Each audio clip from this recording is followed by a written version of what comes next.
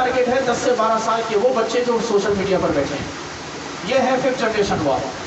ان کا main target ہے کہ یہ 10 سے 12 سال بچوں کو جو سوشل میڈیا پر بیٹھے ہیں انہیں ٹارگیٹ کریں, ان کی ذہن سازی کریں, انہیں فری میں ویڈیوز بھیجیں, انہیں ایسی ویڈیوز ایسی سائٹس بتائیں کہ بچوں کو وقتی طور پر وہ بڑی کام کی چیزیں نظر آئیں, لیکن آہستہ وہ اپنے ایمان سے ہاتھ دھو بیٹھتے ہیں. اور پھر آگے چل کر جب ان کے نظریات بدل جاتے ہیں, اب ظاہر ہے کہ ایک 10 سے 12 سال 15 سال کا بچہ, اس کا عقیدہ کہاں مضبوط ہوگا؟ اسے کیا خبر کہ ہمارا اصل عقیدہ کیا ہے؟ اسے کیا معلوم کہ سرور دو عالم علیہ السلام کی تعلیمات کیا ہیں؟ کیونکہ ہم تو والدین نے تو اپنے بچوں کو مساجد اور مدارس سے تو دور کر رکھا ہے. ہم نے تو ترجیح دی ہے کہ پیدا ہوتے ہی اسکول میں ڈال دو, مرے بھی تو اسکول سے نکلیں, مدرسے کے قریب نہ جائیں. ہم نے تو اس قدر ان کے ذہن خراب کیے ہوئے. اور یہی ہمارے والدین کا یہ اپنے بچوں کو مدارس سے مساجد سے دور رکھنا اور جمعوں کے دن میں عین خطبے کے وقت میں اپنے بچوں کو مسجد میں لے کر آنا, یہ اس قدر نقصان دے رہا ہے کہ 5th جنریشن وار میں اغیار کامیاب ہو رہے ہیں. ہمیں نقصان ہو رہا ہے کہ ہم اپنے بچوں کو علماء کے قریب ویسے تو کرتے نہیں.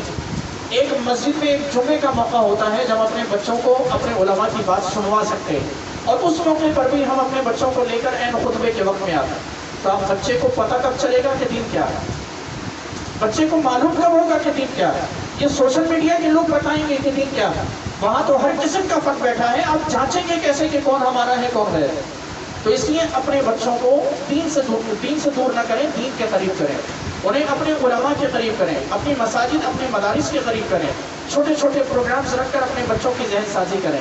کیونکہ یہ اغیار جب اس 5th جنریشن وار میں 15 سے 16 سال کے بچوں کو ٹارگیٹ کرتے ہیں, یہ 15 سے 16 سال کے بچے اپنے عقیدوں کو خراب کر بیٹھتے ہیں.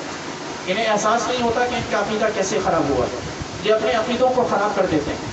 پھر جب ان کا عقیدہ خراب ہوتا ہے تو یہ کسی سے پوچھتے نہیں ہیں کہ میں نے ایسا سنا تو اب یہ صحیح ہے یا غلط. نہیں, وہ اسے اپنی عقل کے مطابق جانچتے ہیں.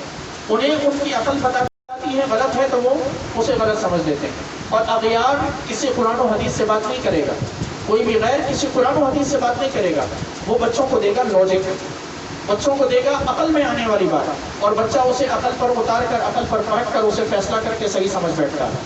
یہی 15 سال کا بچہ جب 30 سال کا ہوتا ہے, جب اس کے اپنے بچے ہوتے ہیں, پھر یہ اپنے بچوں کو دین کے قریب نہیں ہونے دیتا. یہ ہے وہ مین ٹارگیٹ.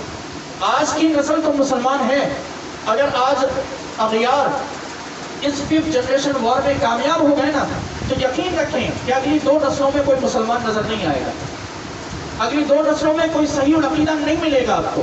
یہی بچے کہ جنہیں آج ہم چھوٹ دے کر سوشل میڈیا پر بٹھا دیتے ہیں, کوئی چیک اینڈ بیلنس نہیں رکھتے, کسی قسم کی کوئی ہم پرائیویسی کے نام پر ہم نے اپنے بچوں کو اس طرح کی آزاد خیالی اور آزادی دی ہوئی ہے کہ وہ دنیا بھر کے لوگوں کو سن کر اپنے عقیدوں کو پامال کر رہے ہیں. یہی بچے کل کو ہماری قبروں پر آ کر قبر پر لاکھ مار کر بولیں گے کہ ساری زندگی تم نے ہمیں خراب کیا ہے. یقین رکھیں آج وقت ہے, عقیدہ بیدار ہوا ہے, جوش بیدار ہوا ہے. اس ریلی کے ذریعے جو جوش بیدار ہوا ہے, اس جوش کو سمجھنے نہ دیں, ٹھنڈا نہ پڑنے دیں. اپنی فکر کریں, اپنی نسلوں کی فکر کریں, اور اس 5th جنریشن وار میں اپنی نسلوں کو دین کو کامیاب کریں. اور اس کا سب سے بیسک طریقہ یہ ہے, سب سے بیسک طریقہ, اپنی اولاد کے social media accounts per check and balance رکھیں, ان کے social media accounts per check and balance رکھیں. انہیں سوشل میڈیا پر بھی اگر وہ ہیں تو انہیں بتائیں کہ سوشل میڈیا پر ہوتے ہوئے کس کو سننا ہے, کس سے بچنا ہے. انہیں بتائیں, انہیں چند علماء کے, اہل سنت کے چند علماء کے نام بتائیں کہ آپ سوشل میڈیا پر انہیں سنو.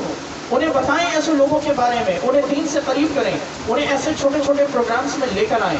انہیں اپنی مساجد میں جب اذان ہو اور تقریر شروع ہونے والی ہو, آپ انہیں اپنی قریب کی مسجدوں میں لے کر جائیں, انہیں بٹھائیں, انہیں سنوائیں کہ علماء کیا کہہ رہے ہیں.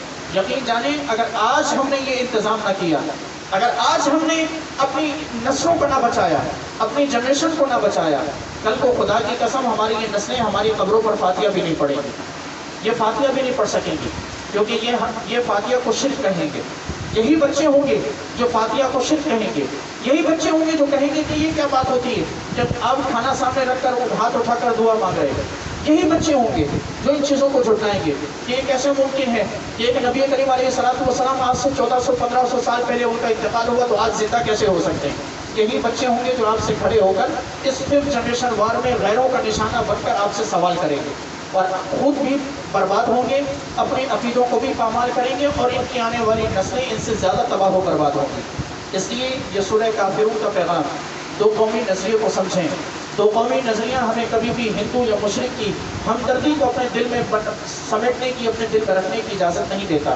یہ ہمیں سورہ کافرون بتاتی ہے کہ جو کافر ہیں اس کے ساتھ کافروں والا سلوک کیا جائے، جو مسلمان ہیں اس کے ساتھ مسلمانوں والا سلوک کیا جائے۔ خالق کائنات سے دعا ہے کہ پروردگار ہم سب کو عمل کی توفیق عطا فرمائے۔